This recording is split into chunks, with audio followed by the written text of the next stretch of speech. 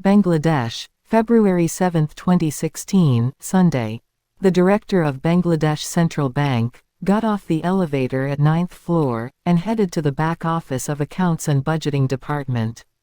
This was the most restricted part of the building. He was there to deal with the problem that had occurred over there.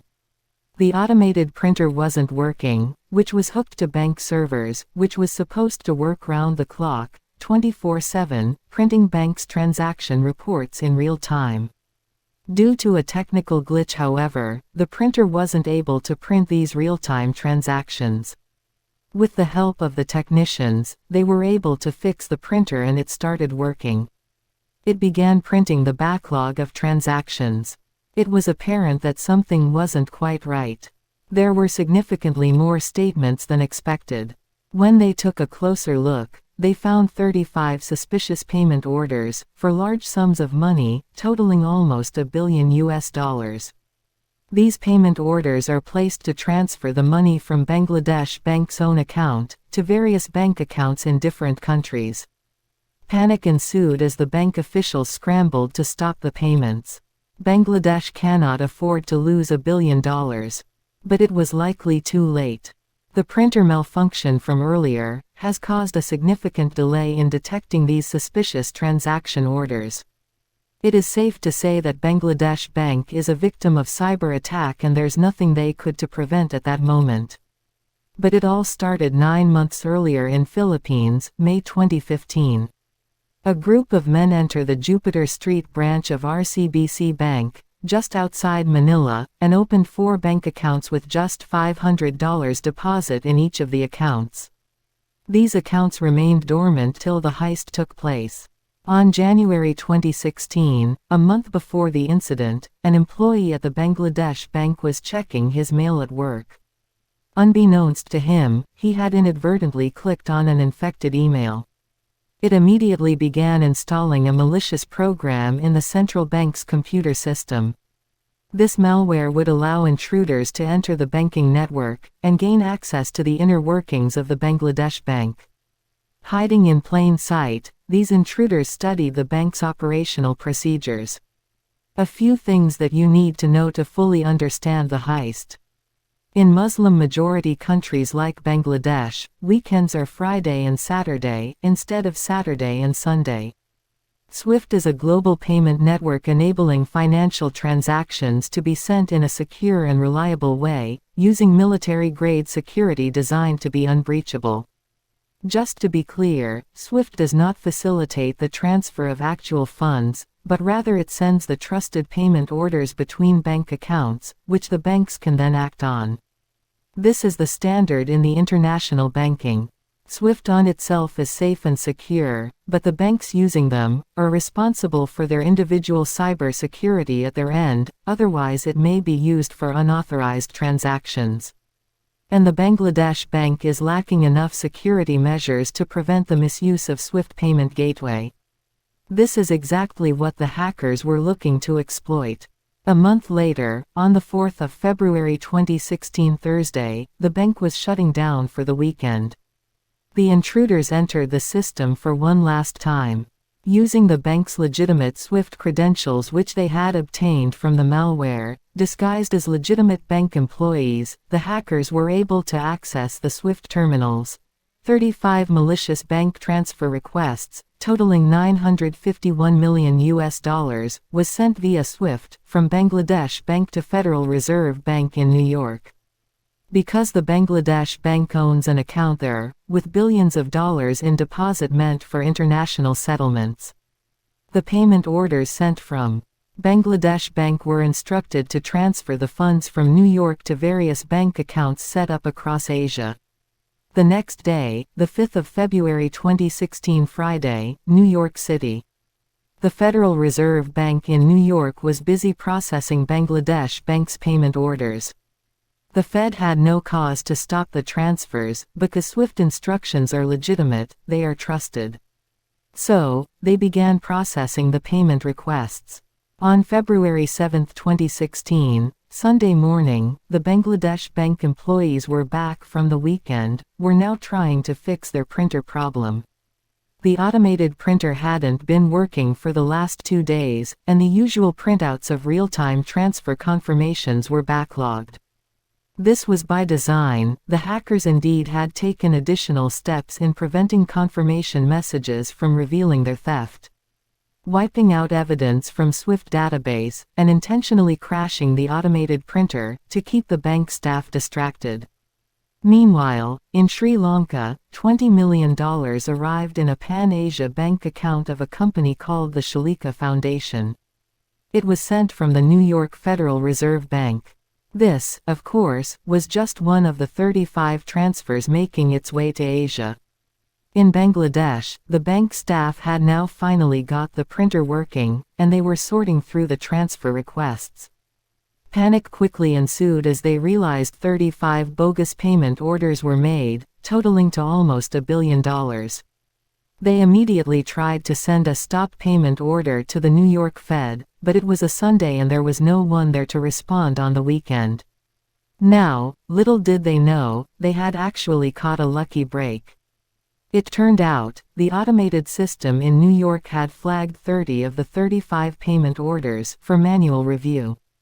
By sheer luck, one of the SWIFT orders happened to match the name of a shipping company that had been blacklisted for evading U.S. sanctions against Iran.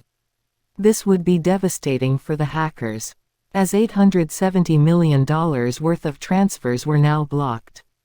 Later, when New York staff took a closer look, they noticed several red flags. The unusually high number of payment instructions, the large transfers to private entities rather than banks. After getting the stop payment orders from Bangladesh Bank, these transfers were terminated. That leaves 5 transactions to proceed ahead, totaling to $101 million, which seemed to slip through the system. One of them, the $20 million transfer reached Sri Lanka, in the Pan-Asia Bank via Deutsche Bank, which was the routing bank, intended for a company called the Shalika Foundation, a supposed non-profit organization. An observant employee at the Pan-Asia Bank Sri Lanka investigated this transaction. $20 million was an unusually large amount for such a small NGO. This employee then sent the transaction back to Deutsche Bank for additional verification. In Frankfurt, Germany, this payment order was reviewed and certain red flags were discovered, like the spelling foundation as foundation. The suspicions were soon reaffirmed and they found this Shalika Foundation was, indeed, a fake company. The money was then returned back to the Bangladesh Bank's New York account. Now there are just 4 transactions left, totaling $81 million. These 4 transactions sent the money, to the same country, to the same bank and to the same branch. The Jupiter Street branch of the RCBC Bank, just outside Manila, in the Philippines. The 4 accounts that was mentioned earlier, laid dormant for 9 months, until a sudden cash infusion of $81 million. In a later investigation, the accounts were found to be under fictitious identities. From there, the money was quickly withdrawn and laundered through Philippine casinos. The Bangladesh Bank did try to stop the transfers, but timing was just not on their side. The stop orders received by RCBC Bank was on February 8, 2016 Monday, which was Chinese New Year, a non-working holiday in the Philippines. By now, you're probably noticing a trend here. Every step of the way, there were delays that benefited the hackers. This was by design, a remarkably well-timed attack. On Thursday evening, they entered the system at the start of the Bangladesh weekend when the bank was closing. On Friday, the New York Fed tries to clarify the requests with Bangladesh, but no one's there. On Saturday, the New York and Bangladesh banks were closed and the money reached in Manila. On Sunday, Bangladesh staff return from the weekend and discover the theft. They try to stop it but can't get through to New York, as it's now the weekend in the U.S. On Monday, the Fed finally gets to stop the transfers, but not in Philippines as it just so happened to Chinese New Year holiday there. And only on Tuesday, 5 days after the heist, the RCBC staff find about the fraudulent transfers. Two Chinese men, Ding Zeiss and Gao Shuhua, were eventually arrested in Manila. They were responsible for setting up the 4 fake RCBC bank accounts. Unfortunately, before the Bangladesh authorities were able to apprehend them for questioning, they fled the Philippines to Macau, where it was then impossible to track them. So, in total the hackers were able to steal $81 million from the Bangladesh bank. Now, despite the attackers' best efforts at removing evidence from the bank's systems, cybersecurity experts were still able to analyze the malware.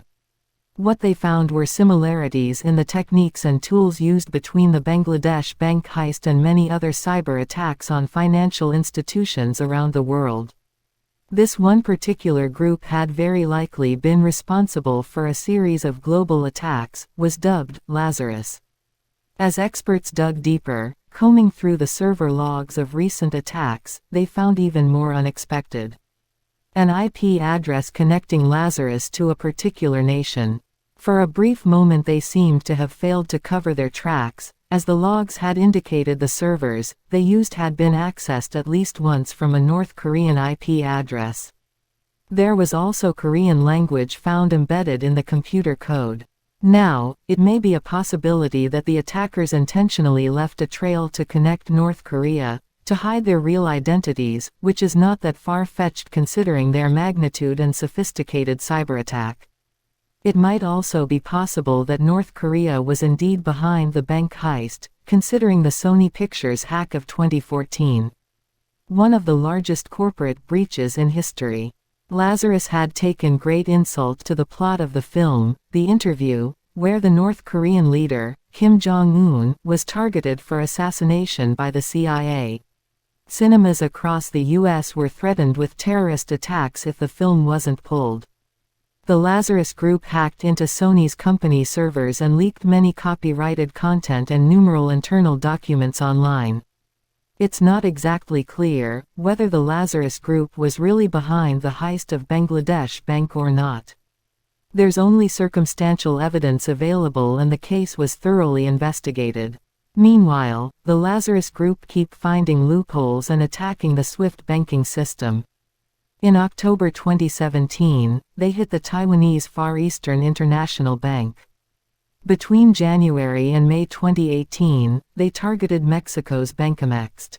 And in May 2018, they hit Bank of Chile. In late 2018, the U.S. Department of Justice filed charges against Park Jin-hyuk for conducting the heist of Bangladesh Bank, hacking Sony Pictures, and many other cyberattacks. Along with this they link the North Korean government behind all these attacks, but he cannot be arrested as he resides in North Korea. As it stands today, the perpetrators are still at large and probably developing new ways to attack and steal money, while others are strengthening their digital security and employing robust security measures to prevent themselves from such attacks. What will be the future of the Lazarus Group? Only time will tell. Until then, have a nice one. Thank you very much for tuning in. Please subscribe to this channel for more such contents. Drop your suggestions for future videos in the comments section below.